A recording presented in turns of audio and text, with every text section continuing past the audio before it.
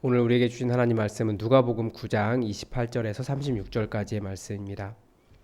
누가복음 9장 28절에서 36절까지의 말씀입니다.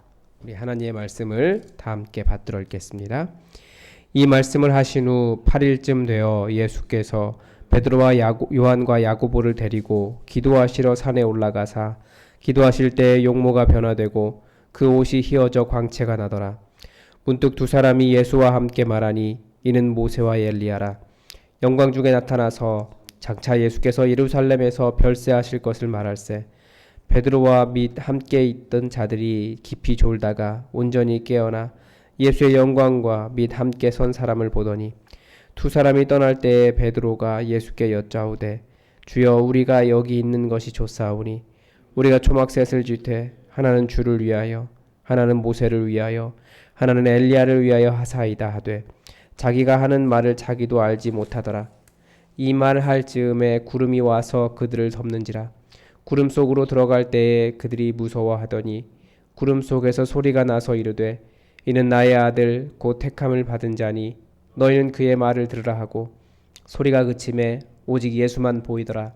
제자들이 잠잠하여 그 본 것을 무엇이든지 그때 이르지 아니하니라. 아멘.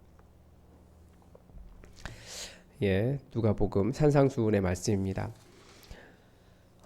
본문을 관찰할 때 이런 이야기, 이런 내러티브의 형태는 육하원칙으로 관찰하면 좋다고 말씀드렸습니다. 그러니까 언제 어디서 누가 무엇을 어떻게 왜 그리고 결론적으로 본문의 핵심 주제를 찾기 위해서 그래서 어떻게 되었는가까지 보면 좋습니다. 먼저 본문이 시기를 가르쳐주고 있는데 예수님의 첫 번째 죽음과 부활을 예고하시고 난 이후에 8일쯤 되었다라고만 되어 있습니다. 그러니까 예수님께서 고난을 당하실 것이라는 말씀을 하신 후에 지금 이 영광을 보여주셨습니다. 이제 어디에서 이런 일이 일어났는가를 보면 특별히 지명이 나오는 것은 아니고 기도하시러 산에 올라가셨을 때라고만 되어 있습니다. 거기가 그 산에서 이제 이런 일이 일어났습니다. 본문에 등장하는 인물들을 보면 예수님과 베드로, 요한, 야고보 그리고 모세와 엘리야가 있죠. 무슨 일이 일어났냐면 예수님께서 기도하실 때 용모가 변화되었습니다. 그리고 그 옷이 휘어져서 광채가 났다라고 이야기합니다. 그리고 베드로, 요한과 함께 두 사람이 갑자기 문득이라고 했으니까 30절에 갑자기 두 사람이 예수와 함께 말하기 시작했는데 이 사람들은 모세와 엘리야였고요. 또 영광 중에 나타나서 예수님께서 예루살렘에서 별세하실 것을 말씀하셨습니다. 계속 앞에 본문 예수님께서 그리스도가 고난을 당하고 죽임을 당하고 그리고 부활할 것이다 라고 말하는 것처럼 31절에서도 역시 영광 중에 나타났지만 결국 예수님께서 예루살렘에서 별세하실 것을 이야기하고 있는 상황입니다. 굉장히 이게 모순적인 상황이죠. 그런데 베드로가 베드로와 함께 있는 자들이 참 뭐라고 할까요? 제자들 치고는 굉장히 성실하지 않은 사람들인 것 같습니다.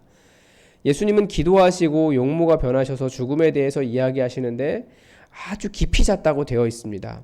깊이 졸다가 자면 자는 거지 깊이 조는 것은 무엇인지 모르겠는데 아무튼 열심히 잤습니다. 그리고 갑자기 온전히 깨어나서 예수와 예수님의 그 변화된 모습과 함께 선 두 사람을 보았습니다. 그래서 주여 우리가 여기 있는 것이 좋사오니 초막 셋을 짓게 해주십시오 라고 이야기합니다. 자기가 뭔 말하는지도 몰랐다라고 말씀은 기록하고 있습니다. 그러자 갑자기 그런 말을 할 때 구름이 와서 그들을 덮었고 구름 속으로 들어갈 때 그들이 무서워했는데 구름 속에서 한 소리가 났습니다. 이는 나의 아들이다. 곧 택함을 받은 자니 너희는 그의 말을 들어라 라고 하는 음성이 들렸고 이 일을 이 제자들이 다른 데 가서 말을 하지 못했습니다. 너무나 이 일이 무엇인지 정확히 알지 못했기 때문이라는 생각이 듭니다. 왜 이 본문이 기록되었을까에 대한 생각을 잠깐 해볼 수 있는 것 같습니다. 예수님께서 또 다른 영광이 있다라는 것을, 예수님의 모습이 지금 눈에 보이는 그것이 전부가 아니다. 이 땅에 있는 예수님의 모습이 전부가 아니다. 또 다른 영광이 있다라고 하는 것을 보여주기 위해서 이 본문을 기록했다라고 생각이 됩니다. 그 방법은 예수님의 모양이 실제로 변화가 된 거고요. 옷이 휘어지게 된 겁니다. 그래서 강조점이 있다면 천국의 영광입니다. 이 땅의 영광이 아니라, 이 땅에서 가지고 있는 모습이 아니라 천국의 영광이 얼마나 아름다운가, 얼마나 화려하고 은혜로운가, 그것을 보여주고 있습니다. 그래서 본문 전체를 관찰한 내용을 한 문장 한 마디로 좀 정리를 한다면, 핵심 주제를 정리를 해야 되는데, 오늘 본문은 이 땅과는 완전히 다른 예수님의 영광을 가르쳐 줍니다. 그 다음에 본문을 관찰하면 연구와 묵상, 자기가 궁금한 것이나 묵상한 것을 내가 느낀 나의 감정보다는 좀 더 객관적으로 적는 시간인데요. 본문에서는 특별히 그런 것이 없어서 연구와 묵상을 더 깊이 했습니다. 왜 예수님은 변화된 모습을 보여주셨을까라는 겁니다. 답은 그 전 문맥에서 찾을 수 있습니다. 그러니까 앞에 문맥에서 찾을 수 있습니다. 어제 본문이죠. 예수님은 실패한 그리스도의 모습을 예견하셨습니다. 이 실패한 그리스도의 모습은 예수님께서 실패하신 것이 아니라 제자들, 혹은 그 당시에, 혹은 우리들이 가지고 있는 그리스도라면 당연히 이렇게 해야 된다라고 하는 그 승리하여서 새로운 왕국을 세울 사람이라고 하는 그리스도의 개념입니다. 그리스도는 고난당하고 죽임을 당하는 것은 상상할 수 없는 일이었습니다. 그런데 예수님은 그런 그리스도가 아니라 날마다 십자가를 지고 따라오라고 제자들에게 가르치셨습니다. 아무런 영광이 없는 고난의 길을 걸어가는 것이 제자들의 삶이라고 가르쳐 주신 것입니다. 그리고 그런 십자가의 길을 부끄러워하지 말라라고 하셨습니다. 예수님도 그런 실패한 그리스도, 승리하지 못한 그리스도, 죽임을 당한 그리스도, 고난당하는 그리스도의 십자가를 부끄러워하지 않으셨습니다. 왜냐하면 그 모습이 예수님의 본 모습이 아니었기 때문입니다. 예수님은 천국의 영광, 이 땅의 어떠한 모습과도 비교할 수 없는 천국의 영광을 가지고 계셨고, 초라한 모습이 아니라 희어져 광채가 나는 옷을 가지신 분이셨습니다. 제자들에게도 이 땅의 허울, 육신의 장막이 어떤 옷을 입고 있느냐 때문에 십자가의 길을 걸어가는 것을 부끄러워하지 말라고 천국의 영광을 맛보게 하셨다라고 하는 것을 알 수 있습니다. 그래서 본문에 대한 개인적인 느낌은 무엇이냐면, 솔직하게 말하면 우리는 세상의 영광을 부러워합니다. 최근에 일어나고 있는 주식 열풍이나 부동산 열풍을 보면서 아마 대부분의 사람은 박탈감을 느낄 겁니다. 실제로 주식을 통해서 돈을 번 사람은 그렇게 많지 않을 텐데요. 또 목사의 삶으로서는 절대 얻을 수 없는 것들이 많이 있기 때문입니다. 물론 이것도 목사 나름입니다. 조금만 성도들을 이용하고 목회의 목표를 조금 바꾸면, 내가 먹는 것, 내가 누리는 것, 내가 입는 것, 내가 사는 것으로 목표를 바꾸면 또 얼마든지 얻어낼 수 있는 것이기도 합니다. 그러나 예수님은 우리가 얻을 영광이 이 땅에 있는 것이 아니라는 것을 가르쳐 주고 계십니다. 또한 하늘에서 얻을 영광은 이 땅의 것과는 비교할 수 없는 완전히 다른 차원의 것임을 또 본문은 가르쳐 줍니다. 우리가 무엇을 사모하며 살 것인가? 물론 이 땅의 삶이 중요하지 않은 것은 아닙니다. 그러나 이 땅의 영광에 마음이 빼앗겨서 하늘의 영광을 간과하지 않도록 예수님은 변화된 모습, 그 천국의 모습, 예수님의 영광을 보여주셨습니다. 예수님은 고난당하시는 정도가 아니라 목숨을 잃게 되실 예정입니다. 그러나 그런 삶이 손해라고 생각하거나 또 자존심이 상하시거나 두려워하지 않으셨습니다. 그런 것들이 본질이 아니기 때문입니다. 우리도 허울을 아름답게 입고자 주님을 멀리하는 헛된 생각을 버려야 합니다. 이 말은 다른 말로 하면 이 땅의 영광, 부유함과 더 좋은 집과 차, 더 큰 명성을 얻는 것이 목표가 될 수 없다는 것입니다. 이 땅의 영광이 목표가 될 때 횡령도 하고 양심도 속이고 경건과 거룩도 버리고 나의 탐욕을 주님의 목표로 왜곡하기도 하고 주님의 뜻을 이루기 위해 날마다 그렇게 합니다. 그래서 주님의 뜻을 이루기 위해서 날마다 십자가를 지는 삶이 필요합니다. 그리고 욕심을 내려놓는 삶이 필요하고, 십자가는 승리가 아닌 고난인 것을 다시금 깨닫습니다. 그래서 저는 이렇게 적용했습니다. 이 세상에서는 규모와 돈의 논리가 무조건 선한 것으로 봅니다. 그래서 목회를 평가할 때도 결국 교회 재정이 얼마나 늘어났느냐 이것으로 성공을 평가합니다. 혹은 제가 아는 몇몇 교회들 교회 주변의 교회가 그 주변 시세가 올라갈 것을 예상하고 교회 돈으로 주변 땅과 건물에 투자하는 경우들입니다. 좋은 게 좋다고 생각할 수도 있습니다. 손해보는 것보다 좋은 것일 수도 있다라고 말합니다. 그러나 그것이 교회가 힘써야 할 사업이 아니라는 것을 다시금 깨닫습니다. 더 많이 갖지 못하는 것으로 인해 박탈감을 느낄 것이 아니라 주님의 일을 더 열심히 하고 십자가의 길을 걸어가고 십자가의 길을 걷느라 손해를 보아도 나의 천국의 영광은 어떠한 모습일까를 기대하며 이 땅을 부끄러워하지 말자, 이 땅의 삶을 부끄러워하지 말자라는 생각을 했습니다. 또 하나 관계 속에서도 분명히 이런 손해보는 상황이 있을 겁니다. 그리스도인이기 때문에. 그러나 그것이 십자가의 길이라면 감사하면서 또 걸어가는 것이 우리의 길일 겁니다. 또 조금만 양심을 속이면 부유해질 수 있고 이익을 얻을 수 있을 때 그때에도 우리는 그것을 내려놓고 정직한 길을 걸어가는 사람입니다.